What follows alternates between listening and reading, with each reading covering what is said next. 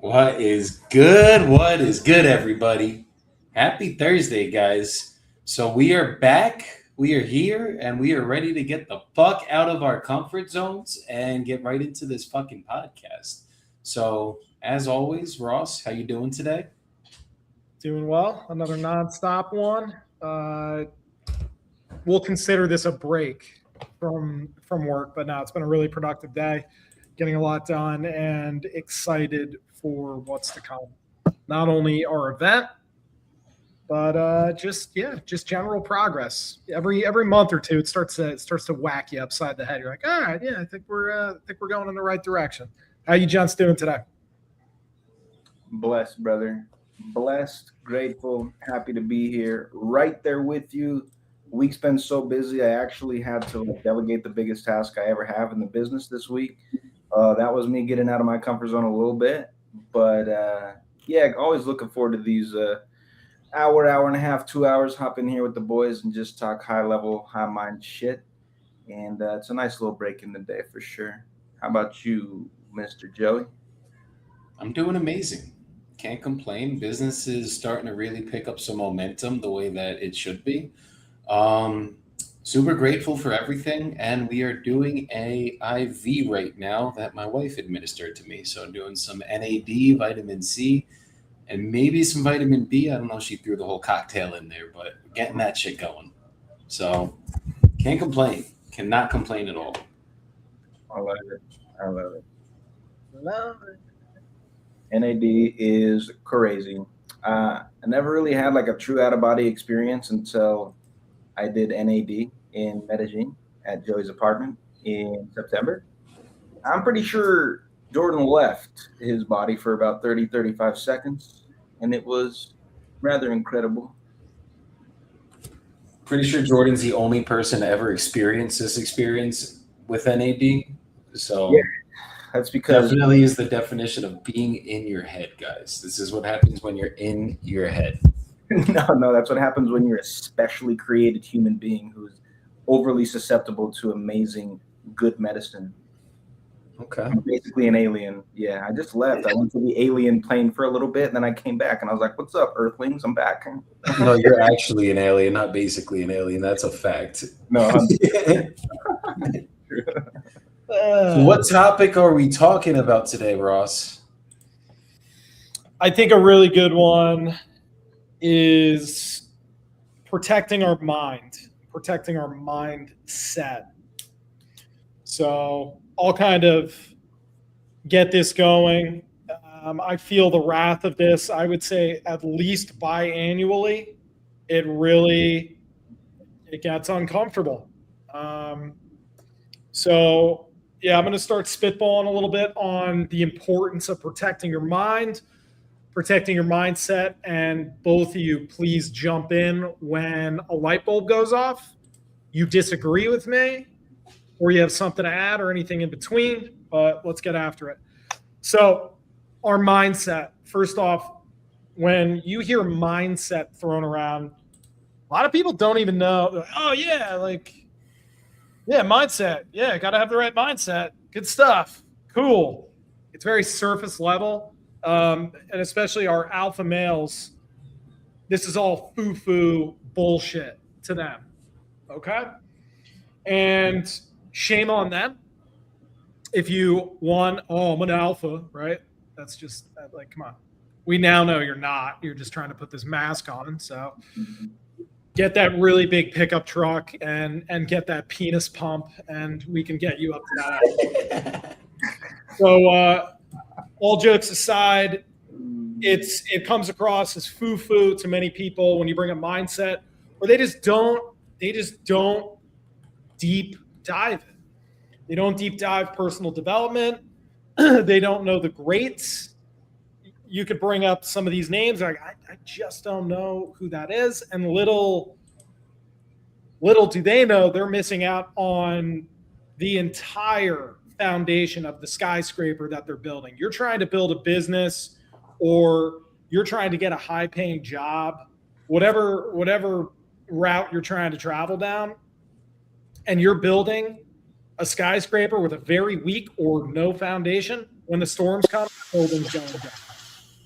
The building is going down, and you're essentially fucked because you're going to have a mental breakdown, nervous breakdown, panic attacks, and you'll likely quit.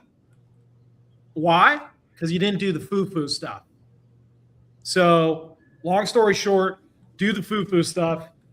Just know that mindset is the constant and continuous performance of being a glass half full and focusing on solutions, not problems, and focusing on a better future and how much value you can add to the world and how much you can level up as a person every single day for the rest of your life. So mindset is a practice that never ends, and it's infinite. There's infinite levels to this game. You will likely not notice any incremental improvements when you are leveling up and you are getting like 1% better every day as that's thrown around. You're not going to notice. But guess who will notice? Give me some ideas of who will notice. Anybody close to you spends a lot of time around you every day, I think. Well, I can actually say from personal experience, the wife, the mom, the children, the brothers, those who you spend time around, the friends that you hang out with a lot, you talk to a lot, as you level up sincerely, right? And not just like, oh, I leveled up, bro, I'm at the next level. Like, nah. It's when true change happens and you stay consistent and you're developing your mindset through good habits and raising your standards. Yeah, the people around you, they feel that. They probably feel it first before they can recognize it cognitively, right? It's more of a feeling. But that's my take on it. That's who I think. I completely disagree. Nice. So most of the times they don't fucking notice shit, Jordan, like at all. And you're making all these changes and they really do not notice at all that anything is changing. Because a lot of times they measure the changes that you're making internally directly to your bank account. And if your bank account isn't exuberantly, I don't think that's the right word, thriving, I think that was, or changing, then it doesn't fucking matter. You know what I mean? Like, to them, a lot of the times it's like, yeah, cool, you're going to the gym now, you're getting in shape, that's great, but like we're still broke. And you know what I mean? A lot of times it takes a long time for them to realize. They say it's almost like going to the gym. When I'm going to the gym, right? Who's the first person to notice the change in your body? Is it me or is it other people? You. Right? I mean, unless you're blind as a bat, you can't, see into the mirror. Typically, you would notice when you're starting to shed the fat, build the muscle, and then weights do not get lighter; you get stronger. Exactly, and like your family, your wife, your friends, a lot of the times, like, first of all, they don't understand why you're making the changes, right? So it's like you could be fucking doing all the right little things right every single day, and it's almost like a lag time. It's like interest rates. There's always lag times, right? They change interest rates. It takes some time for there to be, for the effects of that change of interest rates to hit the economy. It's the same thing with fucking losing weight. It's the same thing with business. Your business has lag times.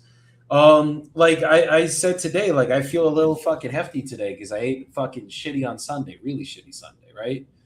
And I was like, but fucking Monday, Tuesday, Wednesday, I was feeling skinny. I was feeling fucking great, guys. But that was the lag times from the week before. And then the fat settled in like today. So like that means tomorrow, because my diet's been perfect this week, it's going to probably start turning back around. We'll start slimming a little bit more weight, right? And then by next Monday, it'll be the same thing. But if I eat like shit this weekend, the lag times are going to affect me. And it's the same thing with as you guys are leveling yourselves up. Your family does not see it typically at all. And you're doing the changes and you're doing everything right. But then you get to the point where it's like, well, why are they still not, well, like how the fuck do they not see it yet? Right. And a lot of times they don't. And it could take years for them to fucking see it. Years for them to fucking see it. Sometimes they might never see it. But yeah, that's why I completely disagree, because it's going to be, if your bank account, like, look, if you have the point where you could drop your cock on the table and you have fucking 100 grand just sitting in your bank account at this very moment, like, yeah, they're probably going to fucking see it a little bit, right? You go out to dinner, you pay for them, shit like that. But if those things aren't there yet and you're making all the right changes, there's also lag times in business. So that means your business is going to follow as well, which means, like, you might be broke today and you might have been doing all the right things for the last 3 months. And that doesn't mean that you weren't doing the right things and that you got to fucking stop doing what you've been doing. You could be on the verge of fucking, like my business right now. We're on the verge of, we have $140,000 assigned right now. That wouldn't happen without lag times, right? Like the work that we did 3-4 months ago is what led to us being here today. And that money's assigned. That's not in my bank account, which means there's still more time for that money to be there. So yeah, I'd say on that side, you're absolutely wrong, Jordan. There's fucking lag times, and they're not going to see it initially most of the time. Nice. Every debate has truth in every side, right? So I know that's a very diplomatic response, but I'm going to lean a little bit more towards Joey on this one with the people that are closest to you, not by much, but a little, because it also depends on how perceptive the people are in your life. If they themselves are, that is so aggressively loud. If they themselves, so loud, my ears hurt. Let's silence that. If they themselves are on a journey themselves in mindset, in self-development, there is a higher likelihood that they're going to notice your A game that's been brought to the table. If they're not on the journey, they fell in love with who Joey and Jordan were 10 years ago. So there's a little thing where they don't let go of who you were. And it's actually really immature, and there's a lack of wisdom going on in their brains. The reason why they are looking at Joey and Jordan or Ross of 10 years ago and who that guy was is because they're likely not on the journey themselves. So they have nothing to really judge it against because they don't really know the game of what leveling up is. I completely agree with that part, without a doubt. And I'll retract my extreme statement of that's fully wrong, because Jordan, you're right there where if they are on that curve, or Ross, you're right there where if they're on that curve, 100% they're going to recognize it. And I can relate to it because I see that with my team every day, right? Where it's like we might not be where we think we want to be at yet, right?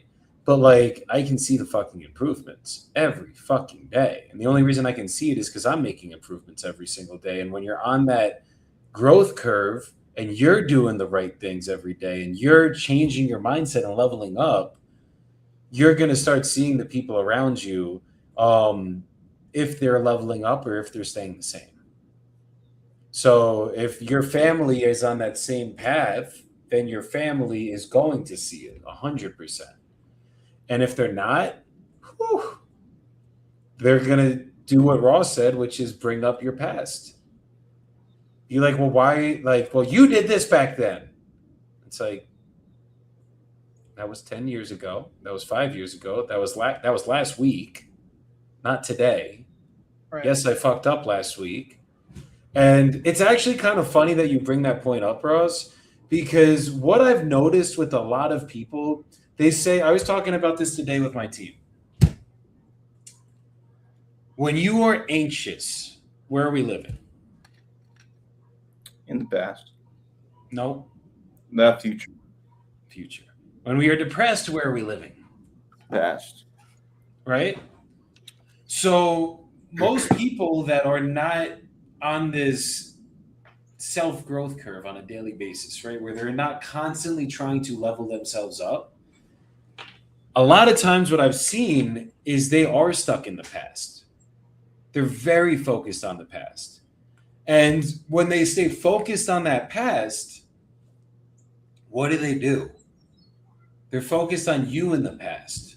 They can't unsee that. And when they can't unsee it, it's like all that they do. I had this happen with a lot of my ex-girlfriends is they'll just bring up the past all the fucking time, no matter what. Or family members where it's like, yeah, cool, you might be doing good now, but in the past you fucking used to smoke weed every day and blah, blah, blah. And I'm like, okay. Am I not allowed to get better? And it's this. Do you remember what you did? Like things like that, right? Yeah, dude. And it's like low vibration. So it's low vibration. It's thinking about the past, which is what? Is that a controllable or an uncontrollable?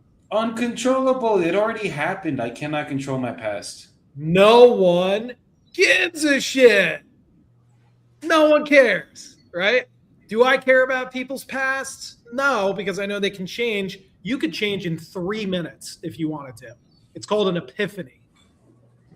People think, oh, it's probably going to take me like 10 years to level up. You can level up and you can level up significantly in 3 minutes if you pull your head out of your own ass and you hang out with people that are smarter.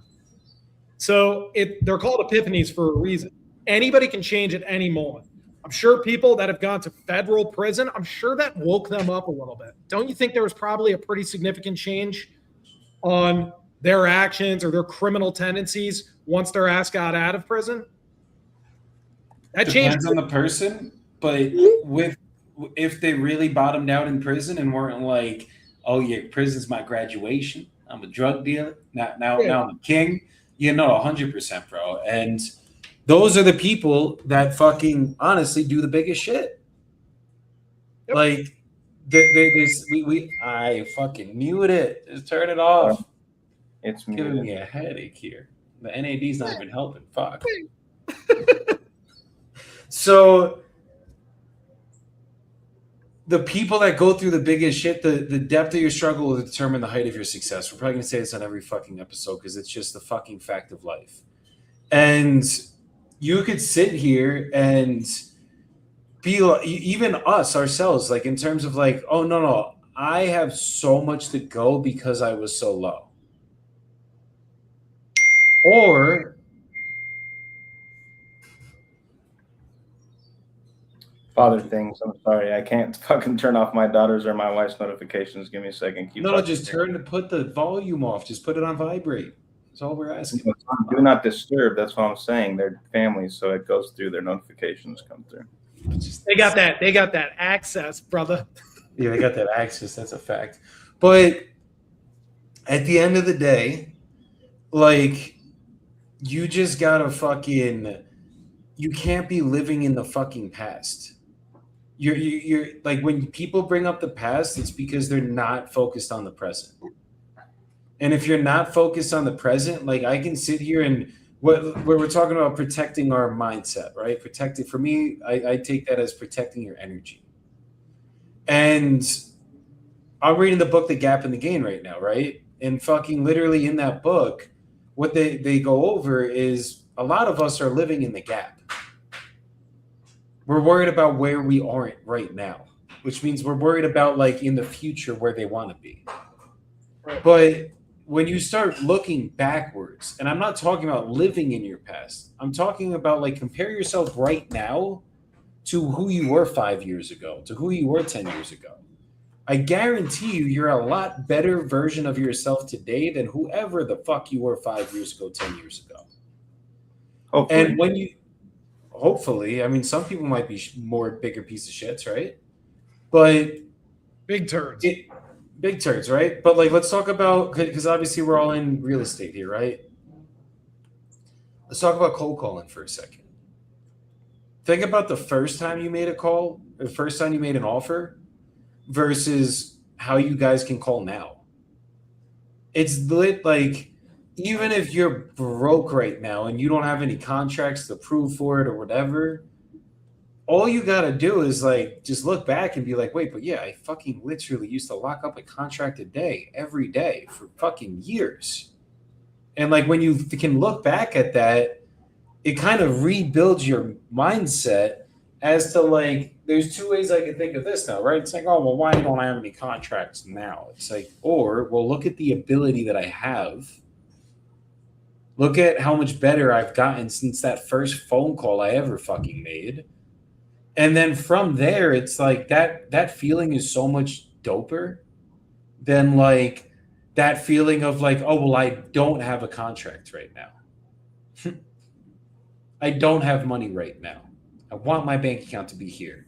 Or, I don't know, Jordan, Ross, have you guys ever been in a place in your life where you didn't have money and the bank account went into negatives and then you actually dug your way out of it and you still were good? The majority of my life. Yep. Yeah. Right? So if you guys were able to do that, when you go broke again, it's like you could sit here and be like, oh, why does this keep happening to me? Poor me, I suck. Or it's like look backwards and be like, wait, but I've already done this. I can do this. So you do it. And then it's like that feeling of, wait, but like anytime that I've been the brokest, Andy Elliott says that when he needs to envision his bank account empty every single day, because when he envisions his bank account empty every single day, or I think he does literally spend all of his fucking money every week, but when he puts himself in that place of fucking hunger, that's when he thrives the best. That's when that deficit, that's when the most magical things can happen, is when you are at your worst. So you can look at it like that, or you can look at it like, oh, well, why does this keep happening? Why am I fucking broke? Why does my life suck? Blah, blah, blah, blah, blah. And it's like, well, first, let's look into the spending habits. Did you save money? Because if you saved money, you're not broke right now. But if you didn't, then you're clearly broke. That's why it's happening. You're not putting anything away. That is exactly why it's happening. Over and over and over and over and over again. So go ahead, Russ. Another thing that kind of pops up, which is a common theme, because I deep dive a lot of people. I love helping people out. I love the psychology side of things. I enjoy finding out why people think the way they do, right? It actually intrigues me. And it's my goal when speaking to people that might not be on this journey, I'm going to ask a bunch of questions. And typically I get it's because this or because that person, the fingers start going out. It's because of my childhood. It's because my ex-boyfriend was an asshole. It's because my mom wanted me to go to college and then I went to college and got a degree that I hate. And it's because the economy. And it's because this. It's because that. And then I will slow it down and kind of just look them in the eye and just be like, I'm just going to be straight up with you. 99% of that laundry list that you just gave me are all excuses. Yep. I'd say 100%. You just want to sugarcoat it so they don't get offended. And I think you're down in Arizona too long there, Ross. I got to remember how you be doing in Jersey. No, there are certain things that are, if you have health issues, if you have to go take care of a parent, right? There are certain situations where you do have to step up, put your dreams aside, and take care of a loved one, right? So there are certain things that throw you off course. That's why nothing is 100%. Yeah, that's fair. That's fair. But 99% of the shit I hear, I call it shit for a reason. It's all excuses. And when you question people like that, when you start coming up with your bullshit excuses, questioning other people helps you selfishly label your own faster so you can attack them and find the root cause and a reason for why you are going to level up and get to where you want to go, rather than focusing on all the reasons why you can't. You need to redirect your focus on all the reasons how and why you can. That's the shift. Yeah. No, I love that. And just to plug back into who recognizes growth, and why? No. It's kind of tying back into this for real. Is uh, yes, maybe I do, Corey. And what of it, Papa? But like you say, people on the path recognize the growth, and I agree with that. I think you personally recognize the growth, and I agree with that as well. I also think the people who very much recognize growth and those around them are people who want to grow, who just don't know how to grow.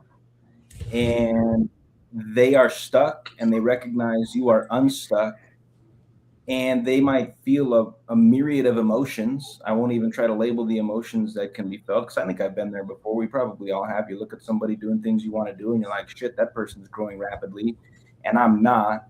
And so they recognize it, but they might not tell you that they recognize it because of jealousy, envy, harboring hatred, whatever, because they're not growing, right? So, yeah, agree with both your points. Throw that point in there as well. Well, do you think that maybe they're trying to pull you down because they see that fucking you are going up and that scares them because it means they either are going to have to change or they know that bad things might happen in terms of maybe that relationship, friendship, family member might lose you in their life. Oh, absolutely, bro. I think it's crabs in a bucket, right? People Crabs in a who bucket. want to grow. Your growth makes them uncomfortable because, like you just said, that means I either got to grow if I want to stay running on the track with him, them, whoever, or I could just distance myself. But that's not going to happen because I actually kind of like this guy. So why don't I just throw a rope around his ankle and become a weight and try to keep him in place? Because then I got him. I got him where I want him. But then your legs grow strong and you shake the weights and you turn around and you say, sayonara, much love to you, I'm out.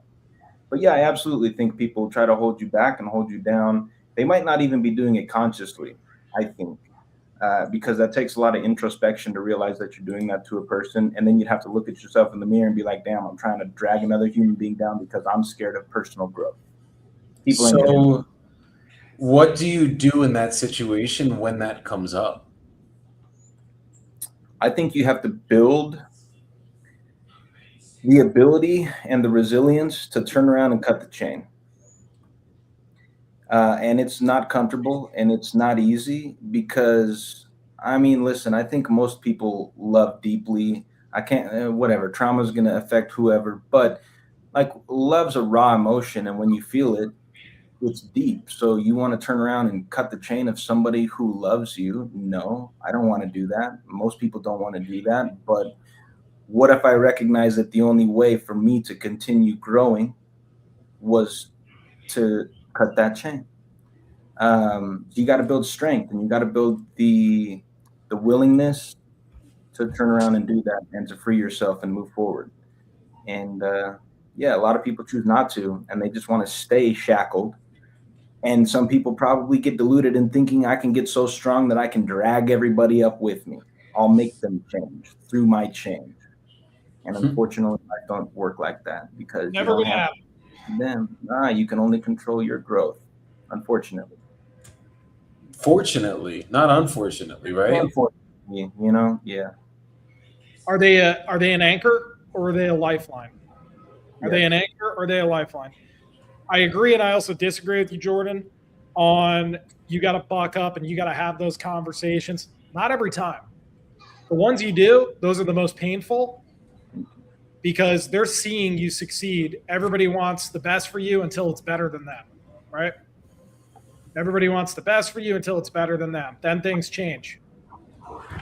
So if they're being that annoying and that much of a burden in your life, you need to have a serious conversation and call it quits. On the flip side, this is what actually happens the majority of the time. Your growth, think of a very large, like monster truck tire, right? That's just rolling. And it always is connected to 5 of your closest friends. That monster truck tire never stops. But do people eventually fall off that truck tire when it's moving? Because it's never stopping? And then between those grips, the treads in the tire, does it pick up new people on that journey over the course of your life? 100%. Do they just naturally fall off? Yeah, they do. Because they're going to reach out. Hey, you want to hang out? Yo, you want to get drunk? You want to get high? You want to do this? You want to do that? You want to, oh, give me a call. I got a minute, got all the got a minutes, right? And you're looking at the big picture and backing off, and you're like, I have not one fucking thing in common with this person, and this person is adding zero value to my life. Do I want to be their friend? Are their headaches worth my struggle, which is already a struggle to level up? Do I want to wear another 200-pound weighted vest as I climb this fucking mountain? I don't know about you guys, but in my older age, my patience is wearing thin for people like that. And I just tell them directly, I don't even give a fuck anymore. I'm just like, this ain't a good fit. So you do your thing. You ain't going to be hearing from me. Sayonara. And that's it. Yeah. I feel like you got like protecting your energy, guys. You really have to just be conscious of the people that are around you. It is the most important thing. And sometimes it's the closest people that actually are the main reason why you keep fucking losing, unfortunately. And it's like, you just really got to analyze the energy, analyze what's going on. Because I've had you guys know my story now. I've had very toxic people in my fucking life. And I've had to cut a lot of people out because of it. And literally, the more people I cut out, the higher I accelerated. The quicker it got, the easier it got. And in addition, while we're on that point, saying no. Cutting people out and saying no to more and yes to less, that combination, that's a fucking power combination right there. 100%, bro. It really fucking is. And when you get the ability to do that at a high level, I mean, fuck, your entire life is going to change. You guys just really you really need to be the energy protectors of your fucking brain. And when you see people being negative towards you, if you're around people that are calling you names, bringing up your past, fucking remembering the old Joey, the fuck away from me. Like, I don't want to be around you. That's literally the definition of the energy that I cannot have around me. Because it's like, I am not the person I am today was not who I was literally a month ago. That's the pace that we're fucking getting better internally on a daily basis.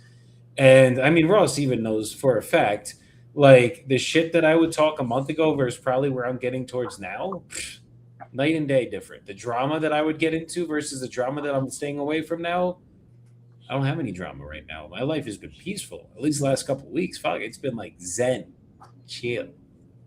And because of it... And there's a thing that you actually took notice of, because one, I don't give a shit about other people's business. Two, is it adding value to the conversation? The answer is no on both of those. So you'll hear me just go silent. You're like, oh, did you hear about? What's going to be my answer? Nope. Nothing. Even if I did, I'm still going to say no. Yeah. No. Nope. And I'll just go silent. That's not only protecting myself, it's giving you a wake-up call, like, let's go back to the program, the regular scheduled program, okay? And let's have a conversation. You and me, not that, right?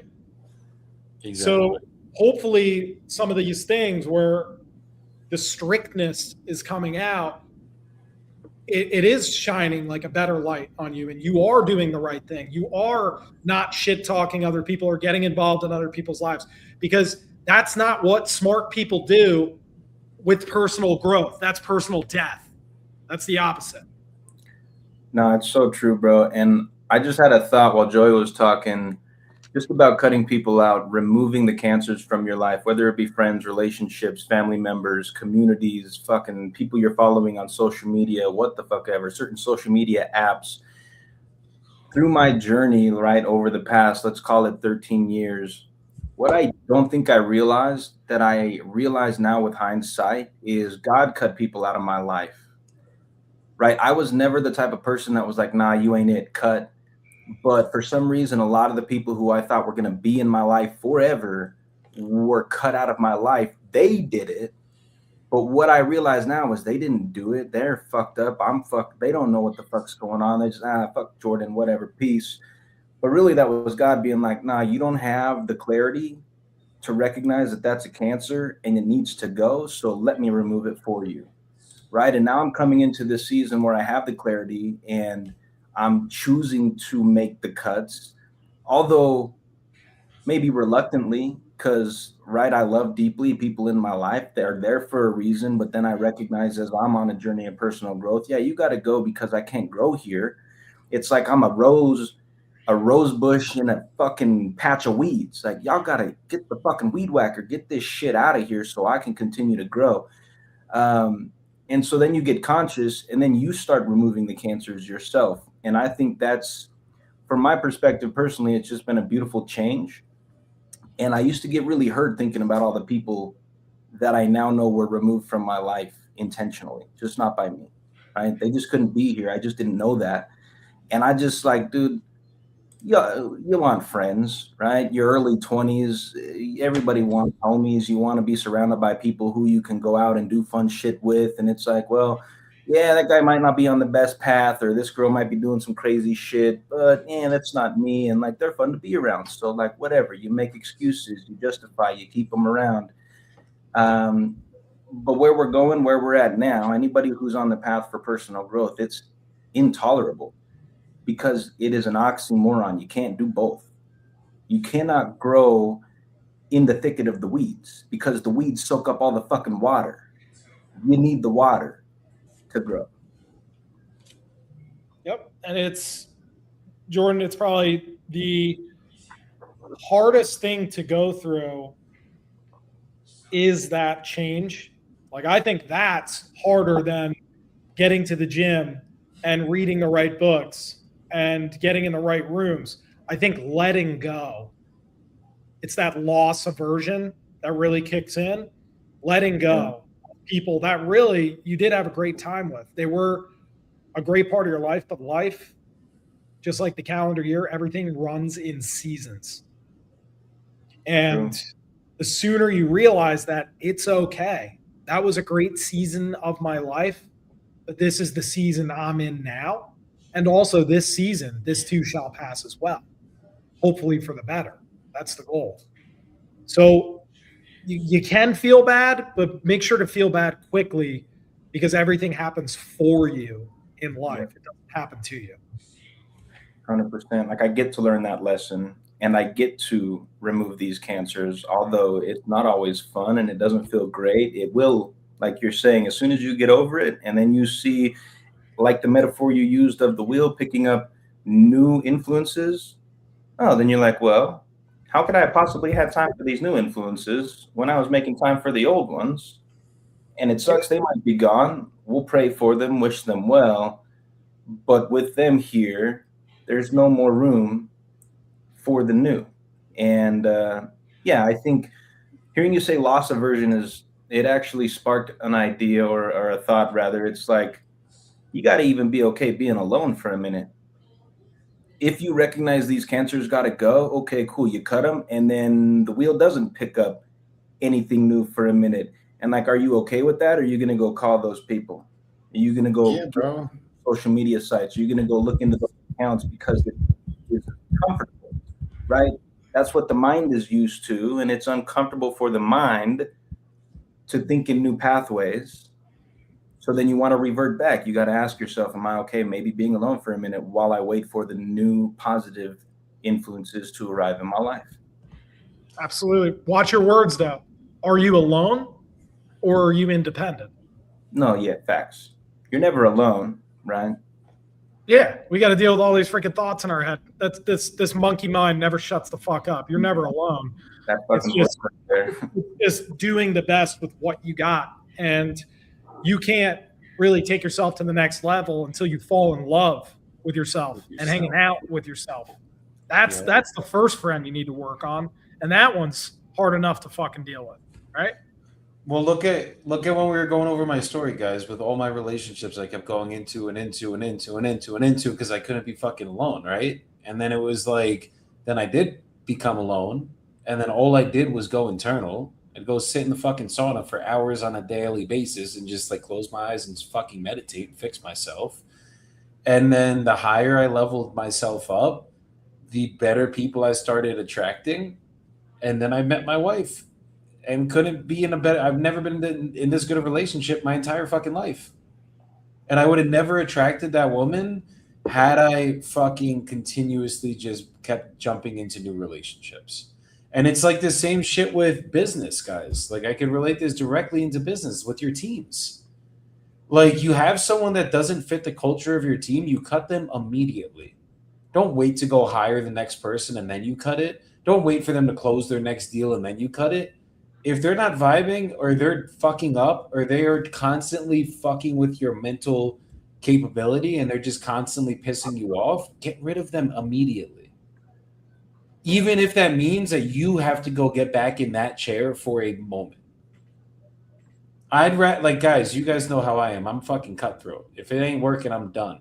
Done. And then once I don't care how many deals they have, if it's dispo, how many deals they have on their desk, if it's acquisition, how many leads we got in our pipeline, I will cut it and I will put myself in the seat if I need to. And that has always helped me have my business be abundant. And every time that I cut the wrong person out, it's like magic happens and the business just it's right in the fucking air. And same thing with your relationship, same thing with family members that are being toxic. It's like you just cannot be around that negativity. It will fuck you every single day.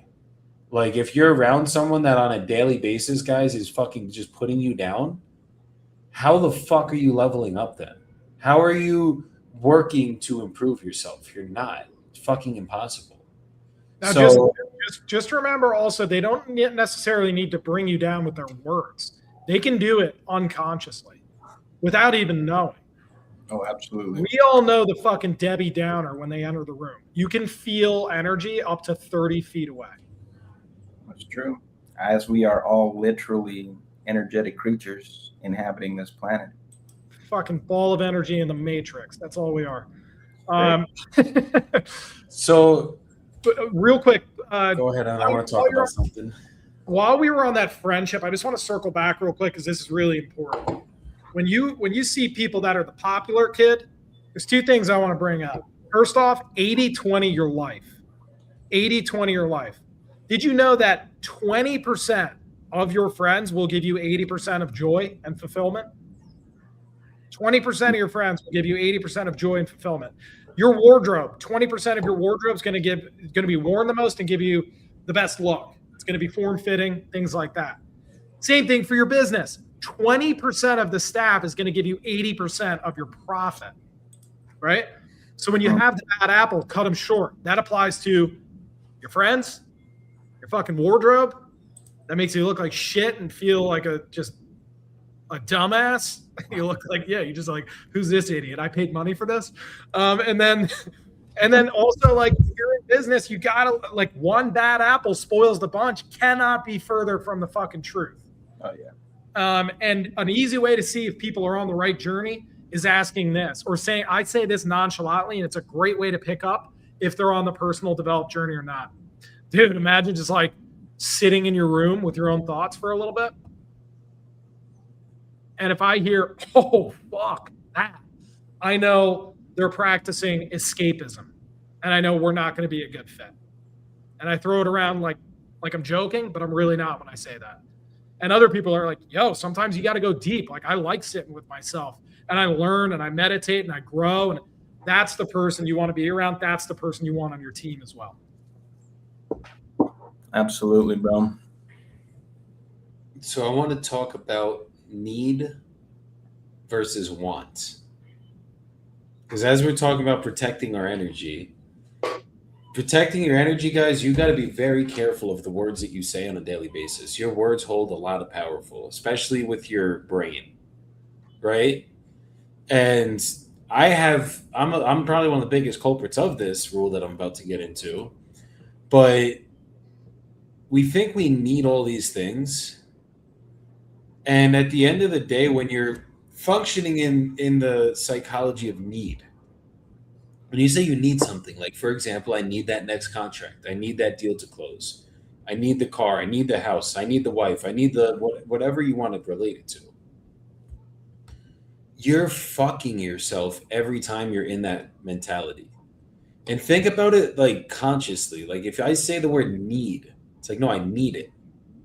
It's almost like I need it. Like it's like I'm fucking literally like stressing myself out the second that I'm fucking saying it. What about if I want it? I just want it. Think about how much calmer that is to say that. Like, why the fuck do we need all these things? We don't. We tell ourselves we need all these things. And at the end of the day, like, when we start functioning in the want and we realize what we need we already have, like I woke up this morning, I have water, I have fucking food, I'm here, I'm breathing, I slept last night. Now I start functioning in a lot better of a vibration. You start functioning in abundance. And when you're functioning in that abundance, now I don't need that contract, but I want one. So I'm going to go get one. I don't need that car, but I want one. It's okay to want things. It's not okay to need things. Yeah. When you just constantly need, we're always functioning in the future. When you need something, you don't have it. When you don't have it, you don't feel good. It's kind of like with happiness, right? Like I can't wait till I'm just finally happy. Once I have this, I'm finally going to be happy. How are you going to be happy? You're going to get that thing. You're going to feel that feeling of happiness for a brief moment, right? The dopamine's going to hit. You get that car finally. You get that house finally. You get that woman finally. But you're actually miserable and you're not going to be happy because you needed that to be happy. So once you get it, what happens? You need something else to be happy. The need gets replaced. And then what happens once you get that next thing? It is a never-ending cycle, and you will never be satisfied. Exactly. You know where a lot of this stemmed from? Just a really random Jeopardy fact right here, which I found interesting. Where? Declaration of Independence. Yes, it did. Yep. Thomas Jefferson? Thomas Jefferson fucked America. Although he did a lot of incredible things. Putting that in writing, saying the life, liberty, and the pursuit of happiness fucked a lot of people. And it still bleeds on to this day, where the pursuit of happiness, they think there's going to be this magical thing, this fix-all. It's like a fucking diet pill. Remember like Stackers back in the day would turn you into a psychopath and you get angry? I guess I'm aging myself, but whatever. Those were Missed What that. was it? Stackers, like I don't know, it was like fucking all these like Stacker 2 pills. It's like whatever. Old school, like fucking crazy like diet pills that they took off the market. It's not good. But when you take, like, you think you're going to take the magic pill, or you think you're going to get this thing that once my wholesaling business is at 3 million a year, then I'll be happy. Once I hit 8 figures as an investor, then I'll be happy. Once I hit 50 million net worth, then I'll be happy. First things first to remember, 1, dumb objectives. You don't need any of that. You have it all when you wake up every day, as Joey said. You have it all. Everything else is just fucking bonus. Number 2, all that shit is elusive. Paper money is going to be fucking gone unless you're heavily investing in assets that are like buildings and physical brick and mortar businesses. All the rest of the shit is going to be numbers on a screen. And it's not going to fucking change you. It's not going to make you happier. So when you reverse it and you focus on the happiness first and come from a place of gratitude, then when you do acquire the things that you want, not need, life gets a hell of a lot easier, and it's just even more bonus points. So true, bro. And to follow that up, I had to type this note because I had this thought and I had to say it. Right as Joey hit and you just reiterated, Like, we're human beings. We're all human beings. What do we need? I think I'm so delusional that when people ask me that question, there's three answers to that. I need oxygen, I need H2O, and I need food in my stomach. Not every 30 days. I could probably go 30 days, go longer than that. Without those two things, I'll die. Any of us will die, right? So when you recognize that and you wake up in the morning, you're like, well, are those three boxes checked? Cool. I got everything I need. How much easier is it to be grateful for literally everything else that exists in your reality?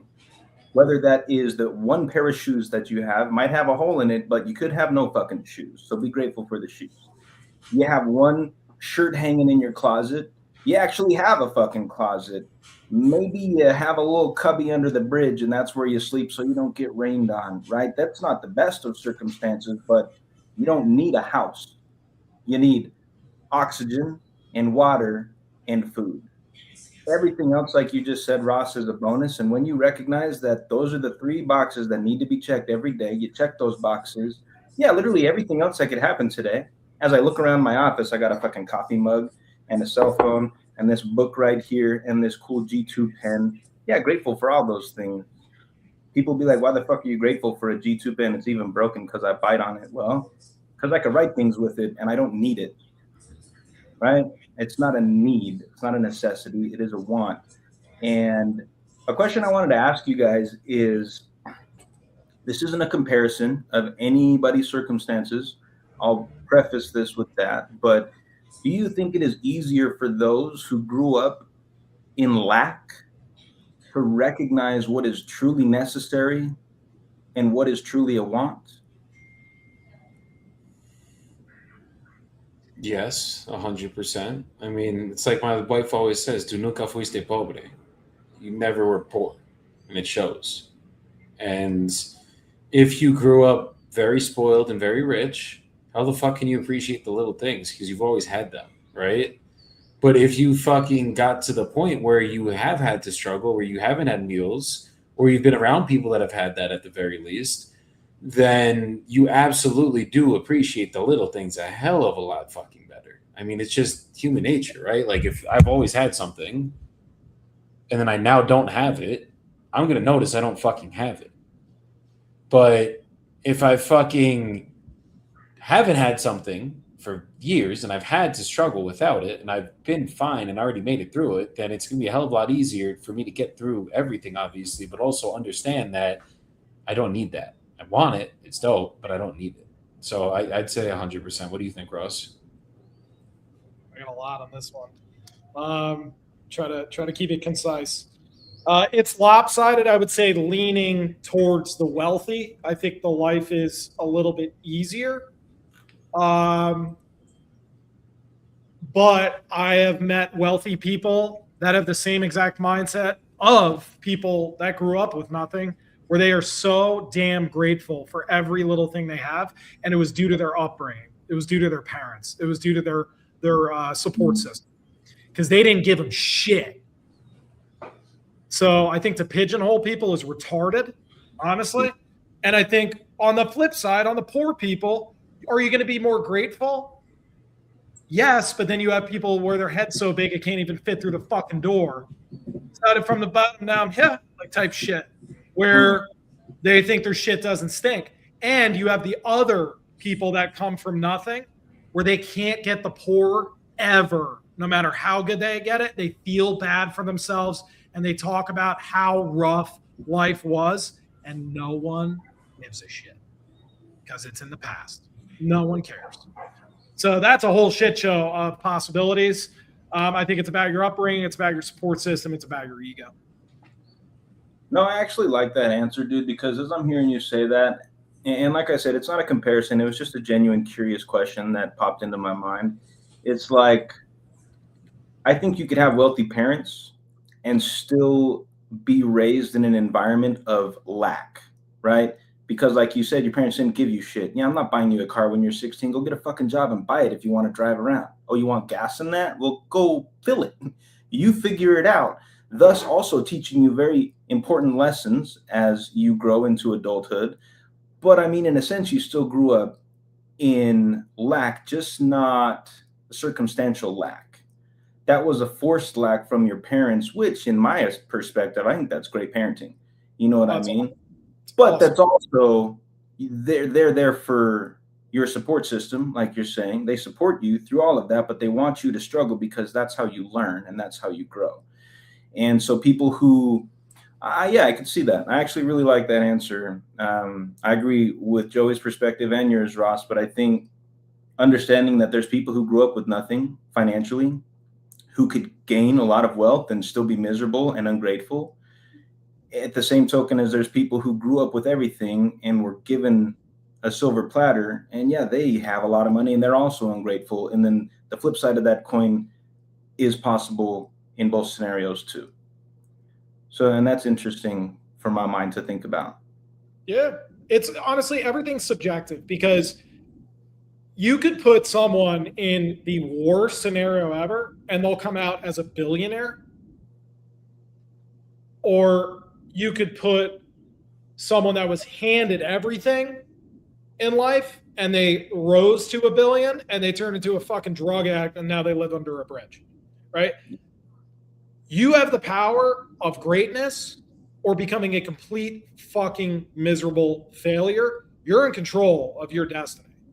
There's no one else. Like, you have the power of fucking everything up or crushing it. That decision is up to you. I was gonna say, and whose choice is it at the end of the day? It is our own. It is our own choice. You could either choose to be happy or miserable, whatever circumstance you're in, at any stage in life. You could fucking lose everything in a heartbeat. Yeah. And you can either rebuild or live the rest of your life in a gutter. That choice is up to you. Oh, that's so true, man. That's so true. I like that perspective a lot. It's real. That's what it is, though. You know, I would say the most upsetting thing that I see on this journey of self-development is honestly people royally fucking up their life right in front of you and they can't even see the writing on the wall. And it doesn't matter what you say or do or any assistance you offer, they're just not going to listen. No, that's true. It's true.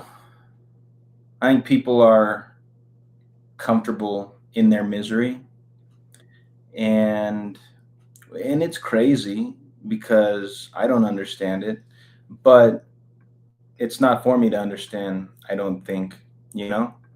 I got to understand my journey and help those who are ready to help if I can, and if they're not, we're moving on.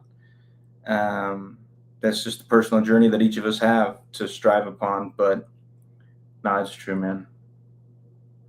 It's kind of like that saying, the mentor shows up when the student is ready. Ooh, I like that. And it's really true, because how many people have you looked up to and you just ain't cutting the mustard yet, right? You're just not there yet. There's a lot more deep internal work that needs to be done. And then this could be, months or even years later. And then maybe you eventually meet these people that you're inspired by, or their, celebrity status in your mind, or whatever the fuck you want to call it. And you fit right in.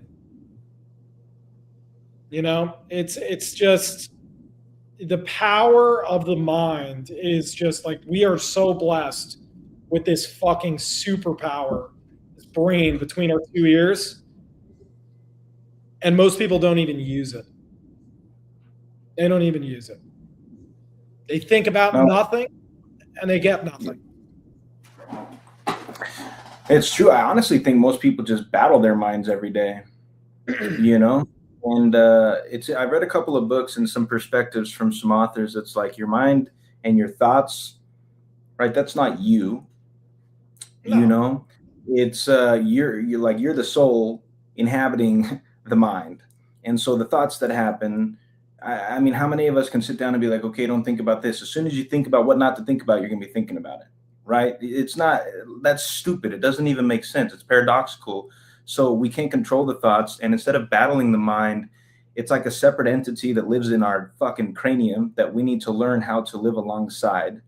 And then I've had this thought, it's like, can it be mastered? Right?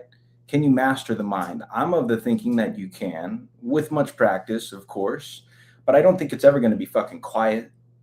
You're just going to get better at hearing it and being like, nah, the standards are higher than that. Not going there, not doing that, not participating in these negative thoughts because it's going to lower the vibration. Yeah, the mind is fascinating to me. Joey keeps giving me shit because I say the word neuroplasticity, and it's funny because I'm just fascinated about the brain. That's why I love to read so much, and I always have as a kid. It's like I used to make an excuse for why I was fucking fat and never worked out, and it's like, well, I fucking work this out every day. You know, that's the muscle that I fucking work out, and I can flex it on you if you want. You're just not going to see 6-pack abs, but you're going to see 6-pack words come out of my mouth.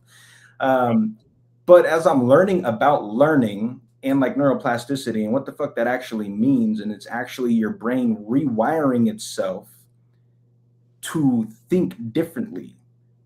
And I was like, I literally read it this morning and I was like, dude, that's so crazy because, right, I'm learning how to speak Spanish, and it used the example of children learning a different language. Okay, so my 2 kids, my youngest, are in the Spanish immersion program.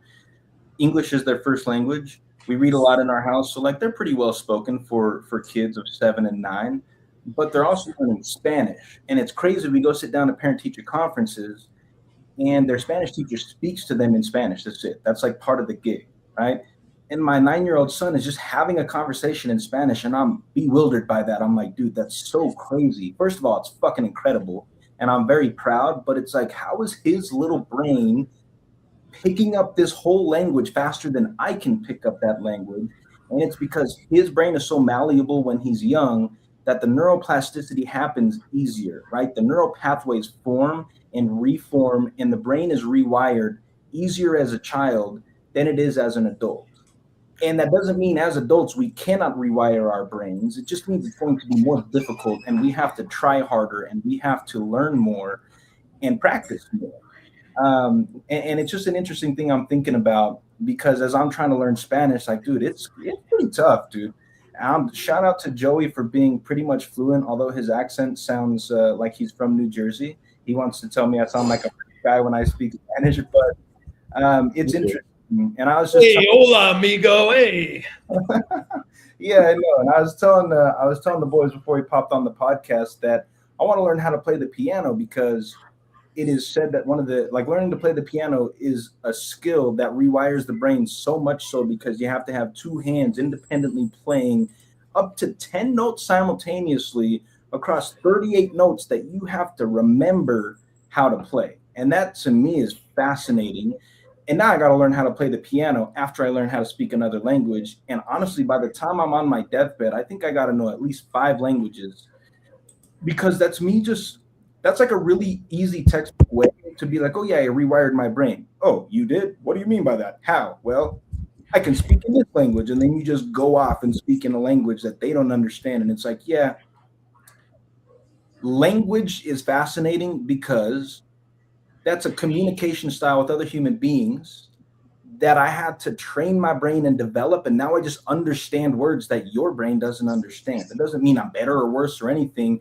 It's almost like I'm living in a separate reality where I understand 2 ways of communication in my brain. My brain was like, we're going to connect this here. We're going to connect that there. And now you understand Spanish. And I'm like, what the fuck? That's crazy. And you could do anything. You can do, and you could cut that down. If you're learning another language, you could cut that down by using Parkinson's law for your benefit. If you're like, oh, I want to learn Spanish in 6 months, cut that shit down to 3. You could force yourself by cutting deadlines in half. That's up to you.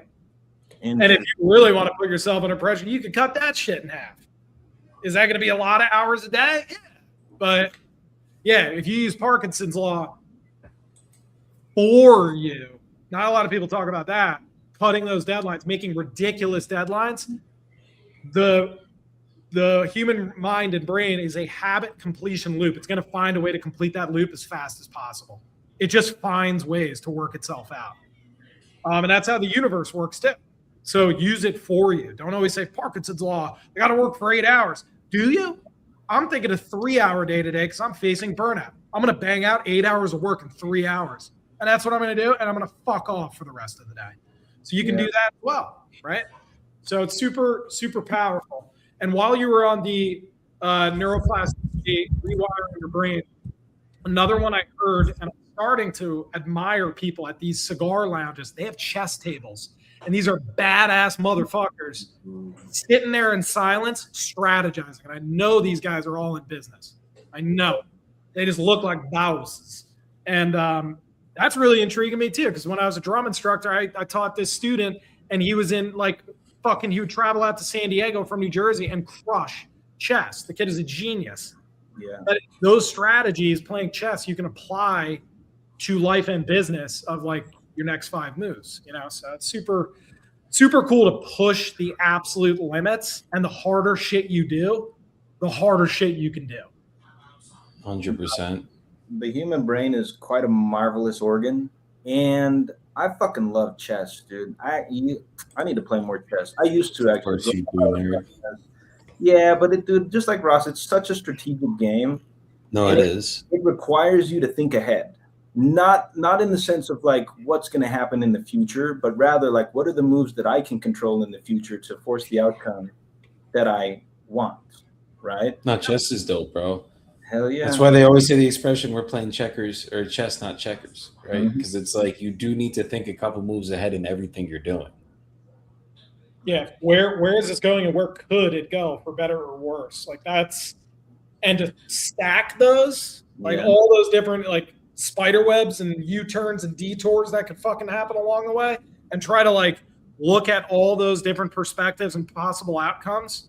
Yeah. That's a lot. That's a fucking if you get dialed in at chess and you're in business, I think you would be very powerful in whichever business you form or you have. Mhm. I really think there's a direct correlation. 100%. And kind of to go back on what Ross was talking about with deadlines, a lot of this shit is just a conscious decision. We were talking about it the other day, where it's you're talking about leveling up and getting better and doing all these things, and you think that you have to give yourself time to do it. Like Jordan said, give me grace so until I'm working on it, I'm getting there. It's bro, shut up and just fucking do it. You don't need to. The fuck do you need time to fucking have harder conversations or get better at doing life? You don't need time for that shit. I know we say get 1% better every day, but it's there are very conscious decisions that you can make. Going to the gym, for example. You can literally consciously decide that tomorrow you're going to the gym and you are not missing another day at the gym going forward.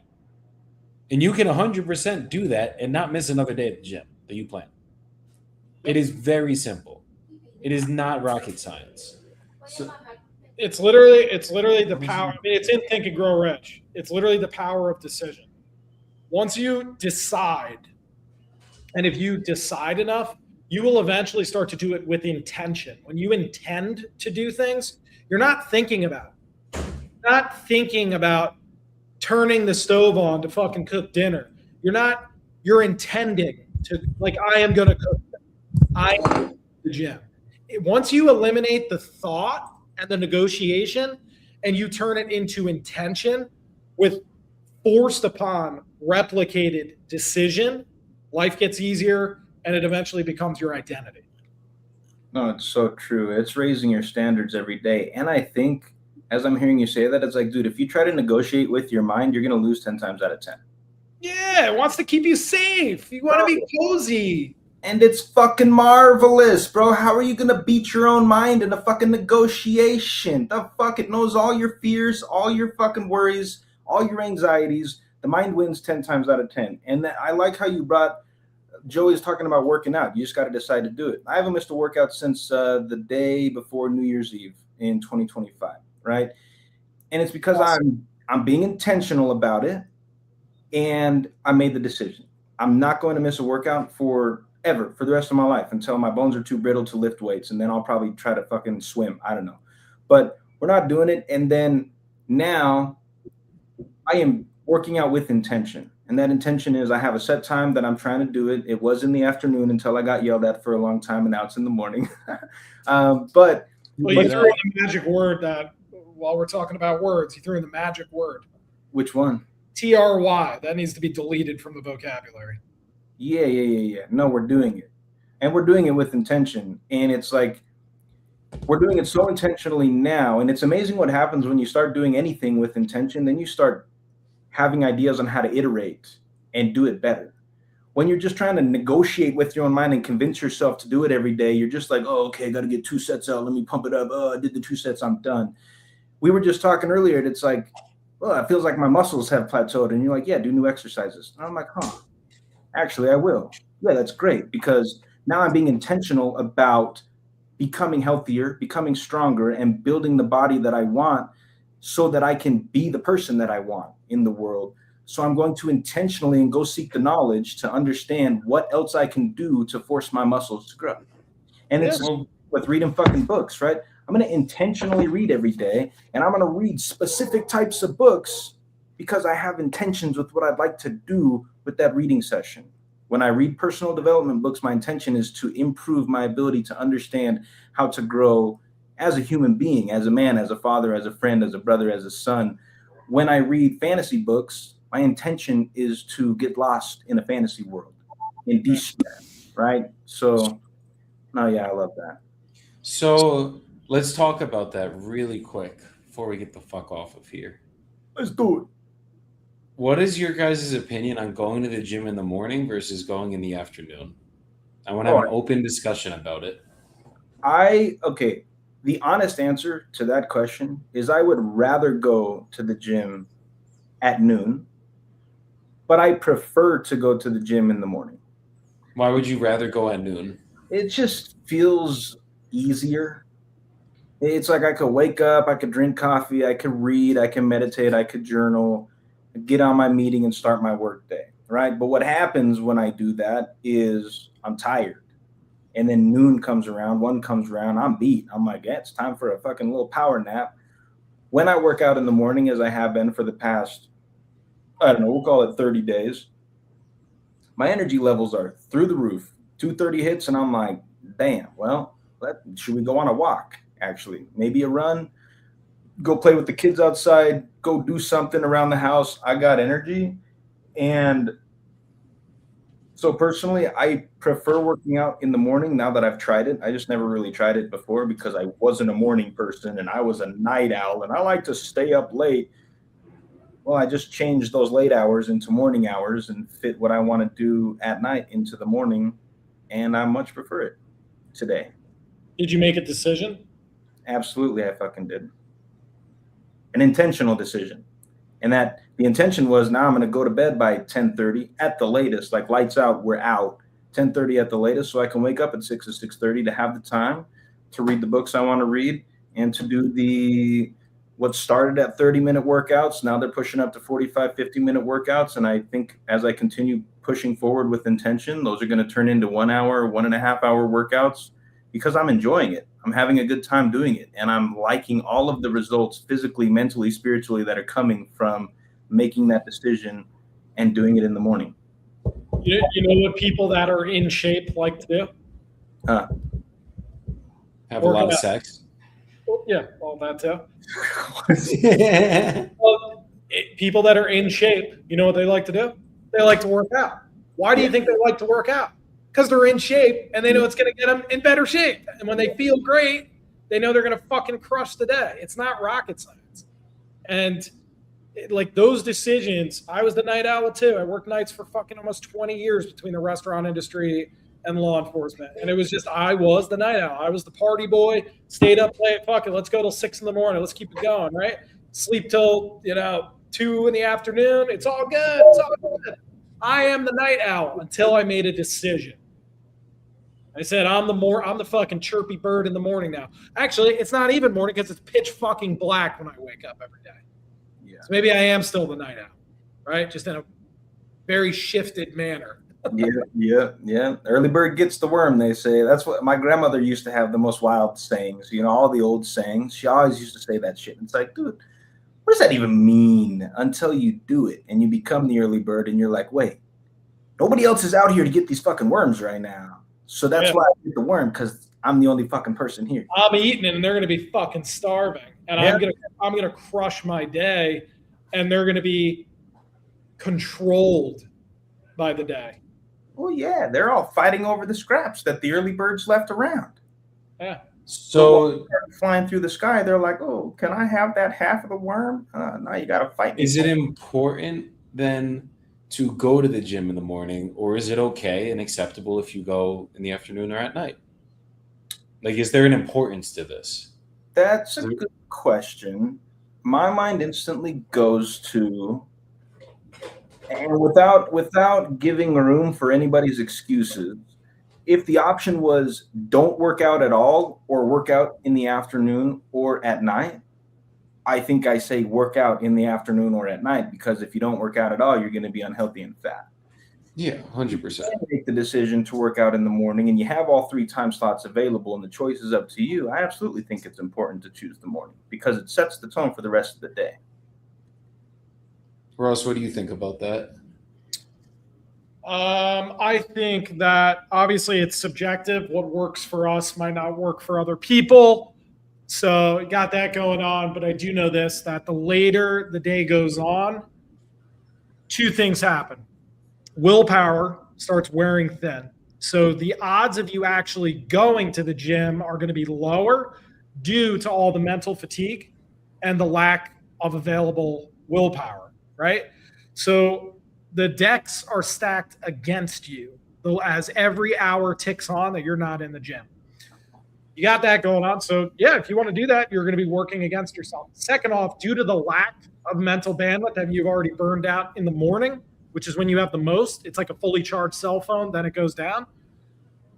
Due to the fact that you have burned out a lot of your brain, your actual intention, the actual being present in the workout to get a really good fucking workout, that goes down too, and it's not going to work out in your favor. So you have odds are you're higher likelihood of not making it to the gym at all, and if you do make it, higher likelihood of an actual shitty workout compared to one that kicks your ass. No, that's facts. And what's funny, Ross? We had a conversation. This was probably weeks ago. It was one of our after hours convos, and you said, I think about this every single time I do Bulgarian split squats. Actually, like, listen, if you can get up, nobody loves Bulgarians, and if you do, I'd like to know who hurt you. Because fuck, man, those things are rough, and I'm like going pretty heavy on them, and they're a grind. And it's like, if you can get that out of the way in the morning, you're doing one fucking really hard thing that you don't really want to do. The rest of the day, it's like, well, this task in front of me is not going to suck as much as doing those 3 sets of Bulgarians, so I'm good. I'm chilling. Let's bang it out. Fuck, I already did the Bulgarians. My legs are already dead. I'm walking on noodles here, man. So we're all gravy. So yeah, suck was already at like a 90, 95 in the morning. So like when that annoying like gnat type task or the fucking title company issues or the fucking the buyer doing dumbass shit or trying to back out last minute, all that stuff, it's gonna suck, but it's gonna be at like a 70 or 65 suck. You already hit the 95 suck. Yeah. So it's like, are you really gonna get that bogged down on it, or are you gonna be like, let's control the controllables? We'll try to save this thing. If not, it's a dead deal, or whatever comes up in our work life.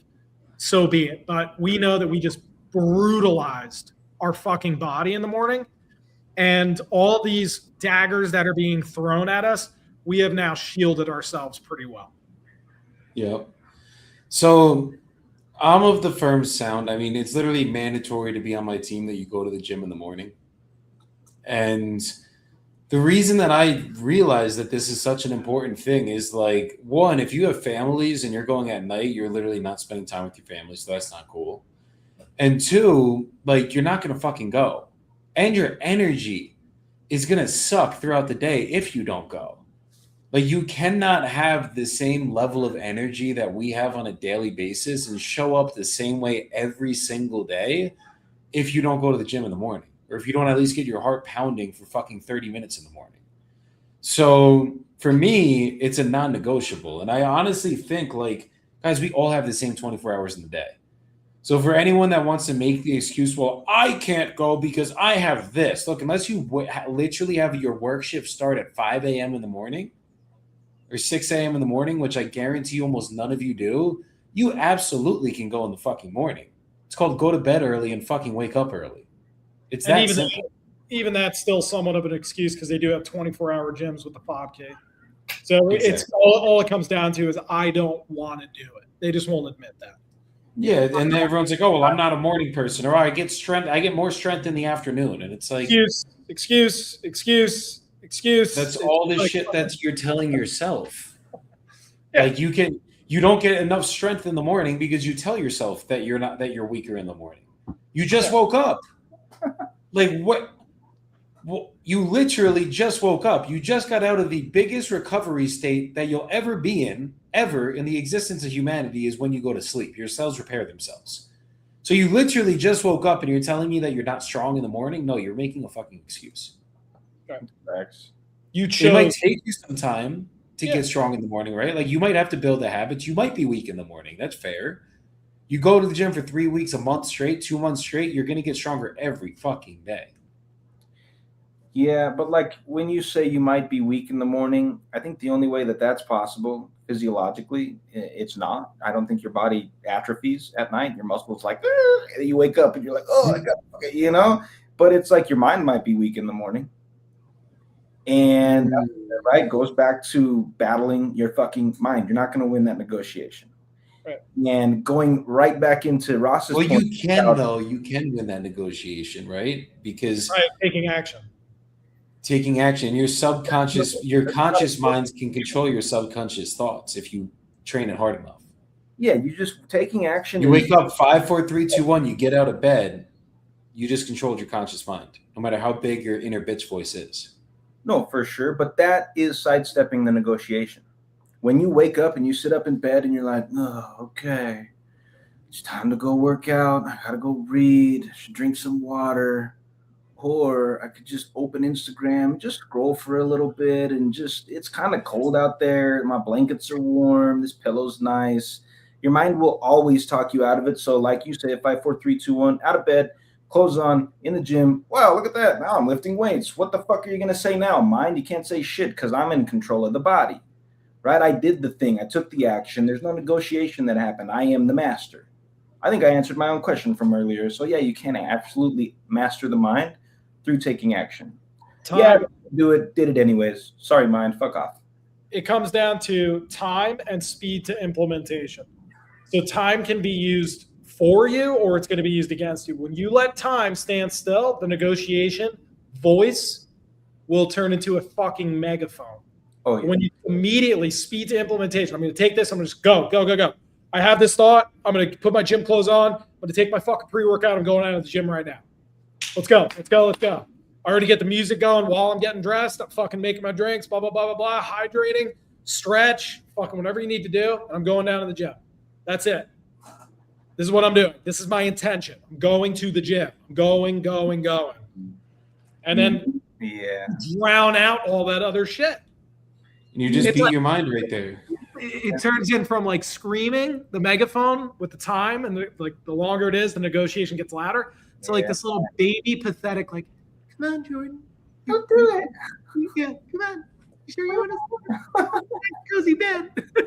Yeah, Like, fuck you, little bitch. yeah, you win the negotiation through intention and taking action. That's Action. fire.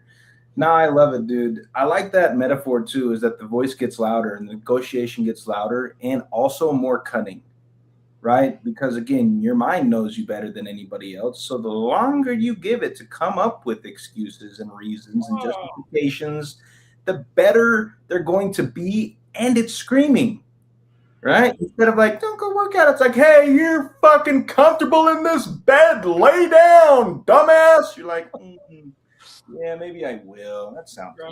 good. But where is this going to get me today? Where is this going to improve my life or work against it? Right. Oh, It never will. It's your inner bitch voice that we call it. That's what I think Wes Watson calls it. Your inner bitch voice. I think that And it, is that Frisella? what happened? Andy Frisella, 75 hard. Oh, I'm sure he says the same exact shit, bro. Because that's what it is, and it's like your inner voice is going to scream every single day, no matter what you do. It's irrelevant. It's literally what you do with it. Yeah, it's true. Just do whatever you can to make it. It's always going to be there. And you guys were bringing up mastery. I don't believe in mastery. I don't think you can ever master anything. Everything is infinite. Everything is always changing. And the only thing you can do is look at your thoughts like you're observing it from the side of a highway. Just let the traffic pass. That's it. They're always going to be there. The more you pay attention to them, the louder they're going to honk their horns and shine their brights on you, right? The less you just kind of observe, that is traffic. It is happening. The thoughts will pass. You're all good. Just let the traffic pass. Dang. No, that's so fire. That gave me chills, actually, because that reminded me of a passage I read in a book. And it's going back to saying, like, we're not our thoughts, right? We're not our brain. We are the silent observer inhabiting the body. So the thoughts are going to come. See, I think well in metaphors and analogies. When you speak in metaphors, things click in my brain. It's just like fucking traffic on the road. Look at all these thoughts fucking flying down the road. Those guys are crazy. I'm just going 35. I'm chilling. Yeah. My car's still moving. I'm good. That's a crazy car. Look at that. It's a Lamborghini. That thing's cruising. There it goes. There it's gone. See ya. That's it.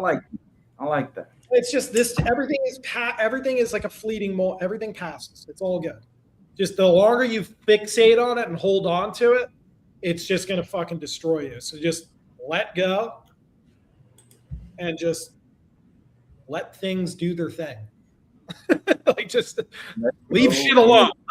Let go. It comes down to just letting go. Surrendering. That's it. Ooh. Facts. I have a request, or rather a question. I had to click off of the comments because they were distracting me, and I think this was a really good conversation that I enjoyed participating in. However, how do we feel, the three of us here, about diving into some of the crazy comments that were left at the end of the segment and just fucking having at them? Because let's go. Yeah, what do we got? Okay. We got a lot. The first one Joey already shared, which was distracting, but it's like I like taking something from women, I guess. Yeah, that one. Yep, that one. Like he likes women dominating him. This guy looks like the character from the game Getting Over It. What game is that? I don't know. I'm unfamiliar. It must be a terrible game because I've never played it. This guy was talking about me. You know what? And people be commenting on my forehead, and it's like, listen, Lee, sorry that my brain's so fucking big. It needed more forehead space. Okay? Apologies. But that is the comment why Jordan wanted to go over these, just so you guys know. No.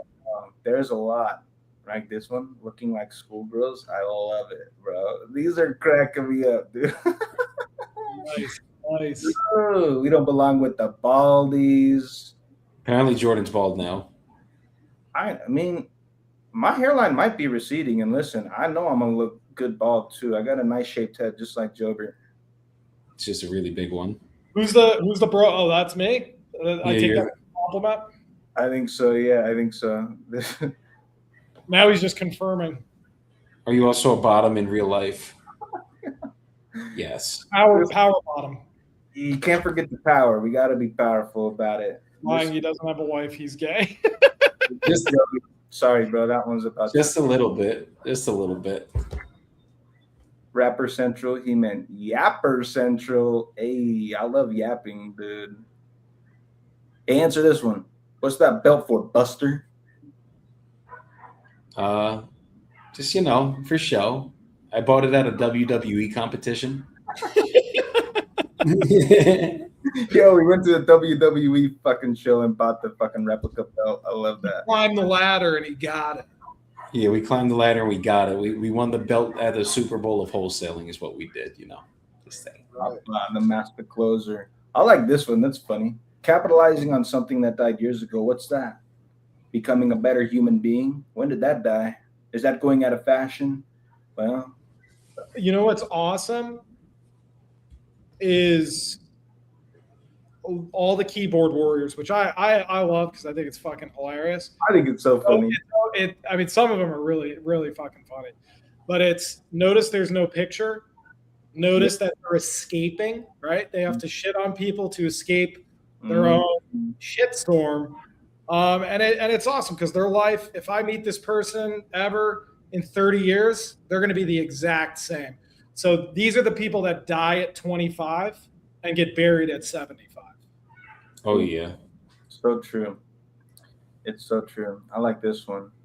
Were you guys at the asylum when I was there, actually? Is that where we met, dude? Come on. I think we did. Yeah. Oh, fuck. All right. That's enough. I've had enough.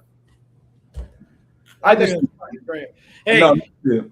hey, when you're getting shit on, that means you're doing something right. So thank y'all. I think I actually Riffs, that guy, he actually reminded me of a couple old neighbors I had, and it was really funny. It was a few blocks away from Greystone Mental Institution. So we did say a lot of jokes about mental asylums because there was one right up the street. Don't ride your bike too far there. Ooh, they get out. They're going to get you. They're going to pull you up in there. You're going to be mental too. Fuck. Riffs was funny. Riffs was funny. I admired him. Oh, that's great. I enjoyed that. He thinks $8 in his bank account means he's wealthy. Oh, yeah. Yeah. Nah, You see, the way I actually want to dive into this for a second, real quick. Let's go. I think you are wealthy with $8 in your bank account. It just depends on you. You can absolutely be wealthy with $8 in your bank account. If you're not, you got some other things going on. If you're not, you are deluded and disillusioned into thinking that finances is the That's only what makes you wealthy. to be wealthy. And I encourage you to self-reflect on how else you can be rich and wealthy in this world, because money is pretty low on that list as far as I see it. Yeah, those are fun. There's alternative five. Okay, the 5 types of wealth. This is it. You got time wealth, you got social wealth, you got mental wealth, you got physical wealth, and then you have financial wealth. And typically, your life isn't truly fulfilling until you got all 5 of those dialed in. So, I mean, even people that have a shit ton of money, hey, maybe Riffs a lot, whatever his name is, he's got fucking 9 figures sitting in the bank account. That's great. But I can guarantee you his mental wealth and his physical wealth and his social wealth suck ass. And his time wealth, if you have enough free time like that probably sucks ass too. So lot to work on there, guy. It's all good. I'm sure you're a grower, not a shower. And on that note, let's wrap it up. Soapbox. Let's do it, man. Who wants to start? Shit. I'm gonna start. We're gonna fire off the dome. Listen, to cap up all the thoughts, protect your mind, protect your energy. It's okay to raise your standards. It's okay to grow. And if it makes people around you uncomfortable and they try to drag you down, it's okay to get the fuck away from them. And it's okay to not feel guilty about that. It's also okay to feel guilty, but like Ross said earlier, not for long. Feel it, move on from it like a car moving down the fucking highway. There it goes, there it's gone. No more guilt. We're just growing, man. And that's all right. You're justified to do that. I like it.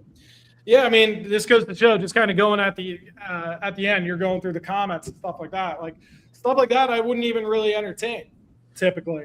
I mean, you wanted to, but it comes down to you just went down the rabbit hole of not protecting your mind, right? I'm not saying avoid everybody. I'm just saying, are they worth it? Are these people truly worth it, right? It is entertaining. It's fun.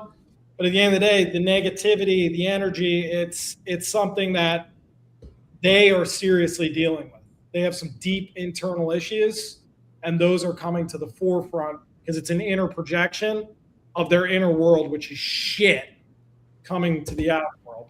So it's never our fault. It's only their fault. But are they worth our time? The answer is a hard fucking no. So just keep your mind clean, protect your mind. This thing, you need a freaking force field sometimes, but do your best, live your best life, and keep moving forward. Fuck yeah. I love it. And we are never going to be perfect in life, guys. So get okay with that. You're not going to be perfect. There's going to be times where you're going to see people talking shit and you're going to feed into it. There's going to be times where you're going to get in that low vibration, right?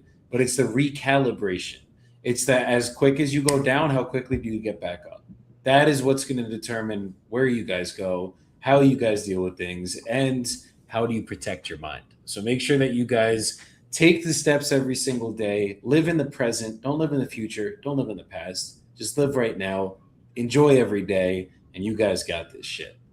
Jordan, Ross, I appreciate y'all coming up here as always. Everybody go have a good rest of your week and peace the fuck out, y'all.